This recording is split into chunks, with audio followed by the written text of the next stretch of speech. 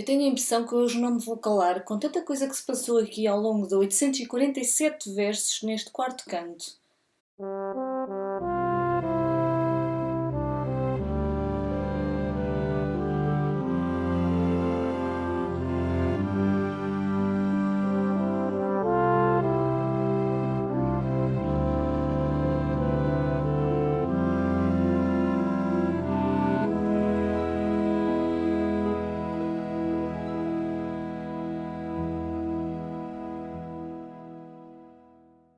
Olá, então hoje vamos falar sobre aqui a última parte da telemaquia da Odisseia. Fazendo então aqui um bocadinho o ponto da situação.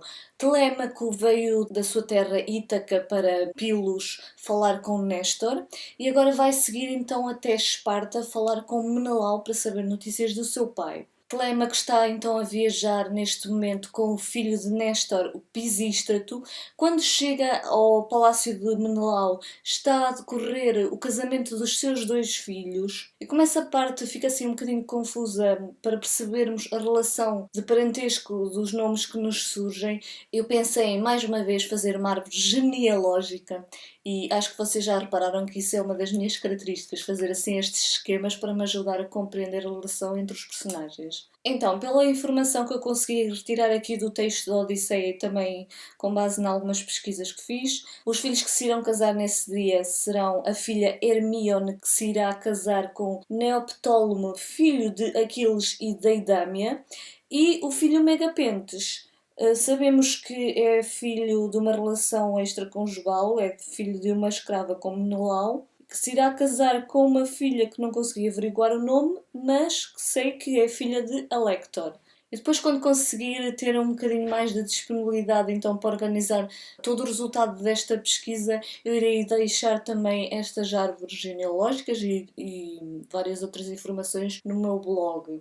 Hermíone, aqui no texto, é comparada em beleza à deusa Afrodite, o que não é de estranhar, pois ela é filha da mulher considerada a mais bela do mundo, que é Helena. Telêmaco e Pisístrato são então recebidos no palácio com comida e bebida, mesmo sem antes de Menelau saber a sua origem e quem é que eles são. Mais uma vez aqui vemos a capacidade e a arte de bem receber dos gregos e a sua hospitalidade. Telêmaco admira as riquezas do palácio e Menelau acaba por lhe contar como andou perdido durante a sua viagem de Troia até casa por vários lugares e recorda também como quando chegou de viagem se deparou com a morte do seu irmão Agamemnon e por isso ele não se alegra assim tanto com as suas riquezas. Acaba também por recordar a morte dos seus compatriotas na guerra de Troia e também Ulisses, que está desaparecido. Telêmaco, quando ouve o nome de seu pai, desata a chorar. Entretanto chega Helena e reconhece no jovem que ele é muito parecido com o filho de Ulisses e nesse diálogo ela acaba por referir também que ela própria foi a causadora da guerra de Troia.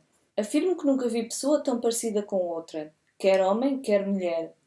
Olho dominada pelo espanto, como este jovem com o filho do magnânimo Ulisses, Telêmaco, que ainda recém-nascido deixou em casa aquele homem. Quando por causa da cadela que eu sou, vós, aqueus, fostes para Troia com a guerra audaz no espírito. Na verdade não é a primeira vez que Helena se refere a si mesma como cadela, causadora daquela guerra toda que durou 10 anos. E é interessante neste momento também conhecermos a origem da guerra de Troia. Quando Tétis e Peleu se casaram, todos os deuses foram convidados, menos Eris, a deusa da discórdia. Furiosa por não ter sido convidada, ela atirou para a sala do casamento uma maçã de ouro com a inscrição para a mais bela. Hera, Atena e Afrodite puseram-se a discutir por se acharem cada uma delas donas daquele título e Zeus, para não se envolver naquela discussão, não querendo tomar partido, decidiu nomear um mortal, o Paris, que era filho do rei Príamo, que era o rei de Troia, para tomar então aquela decisão e fazer esse julgamento. Cada uma das deusas, esperando ser a escolhida, fez a Paris uma promessa. Assim, Hera, a rainha dos deuses, prometeu a Paris que se fosse ela a escolhida como a mais bela, Paris seria o rei mais poderoso do mundo. Atena, por sua vez, deusa da sabedoria e da batalha, prometeu que se ela ganhasse, ele teria muita sabedoria e sempre obteria vitória nas batalhas. Já Afrodite, a deusa do amor, da beleza e da sexualidade, prometeu que ele teria o amor e se casaria com a mulher que naquela época era considerada a mais bela do mundo, Helena. Paris acabou por escolher Afrodite e mais tarde, um dia quando Paris visita Esparta e conhece Helena, os dois acabam por se apaixonar, graças a Afrodite, e acabam por fugir para Troia. E por causa disso se desencadeou a Guerra de Troia, que durou 10 anos, tudo por causa de uma mulher. Pisístrato acaba por dizer que efetivamente o companheiro de viagem é Telêmaco e todos acabam por chorar com a lembrança de Ulisses. Pisístrato, por sua vez, lembra-se da morte do seu irmão Antíloco, que foi morto na Guerra de Troia por Memnon. E o mais empolgante de ler histórias como estas é depois de descobrirmos as histórias que estão relacionadas com outras histórias. Para vingar a morte de Antíloco, Aquiles acaba por matar Memnon.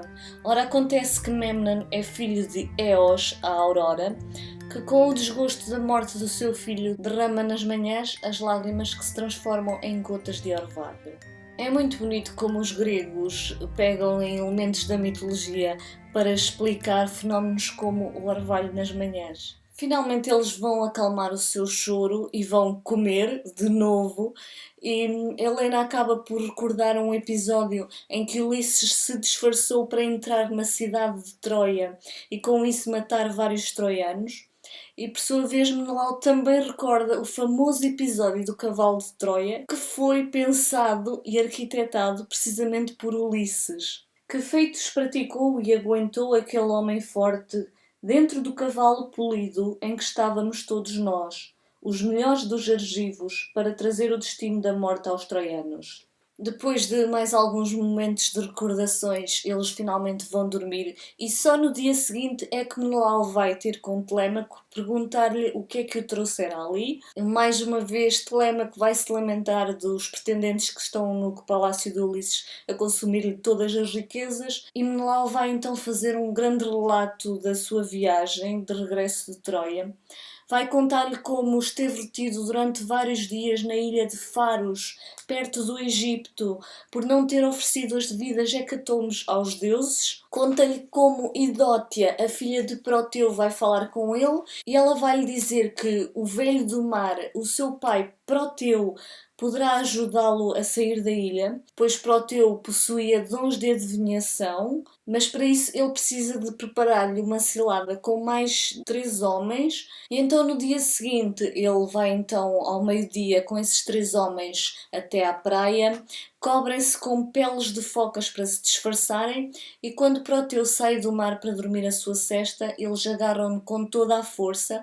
Proteu transforma-se em várias formas medonhas, como o leão, a serpente ou o leopardo, até se cansar. E só aí é que Menelau pode então interrogar Proteu, que lhe vai dizer que a única forma que ele tem de chegar a casa é, depois de ir ao Egito, oferecer várias hecatombes aos deuses. Proteu conta-lhe ainda notícias sobre a morte do seu irmão Agamemnon e conta-lhe ainda que Ulisses se encontra então retido na ilha de Calipso, não tendo forma de regressar a Ítaca, por não ter embarcações nem companheiros que o acompanhem na viagem. Ele vai ainda revelar que Menelau, na sua morte, está destinado a ser levado pelos deuses para os Campos Elíseos. E aqui, só nestes poucos versos deste canto, iremos ter várias referências mitológicas. Temos a referência aos Campos Elíseos, como eu já falei, que na mitologia grega é equivalente ao paraíso e ao local no mundo dos mortos governado por Hades, que é oposto ao Tártaro.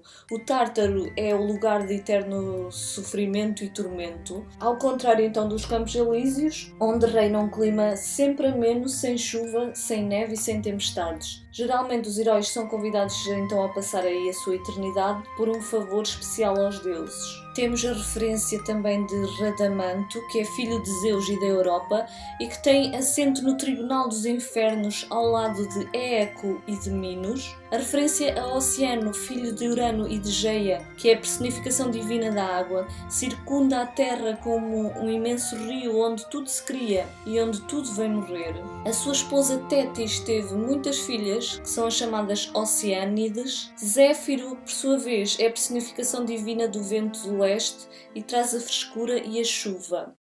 No final da sua narrativa, Menelau conta então a Telêmaco que acabou então por ir para o Egito cumprir aquilo que Proteu lhe ditara. E no final da sua estadia, Menelau acaba por oferecer a Telêmaco uma taça cinzelada feita por Hefesto, mais uma referência mitológica. Então, Hefesto era filho de Hera, ele tinha um aspecto horrendo e cocheava, ele foi marido de Afrodite, que o enganou várias vezes, nomeadamente com Ares. Hefesto era então deus do fogo, tornou-se o deus da metalurgia e ferreiro oficial dos deuses e dos heróis.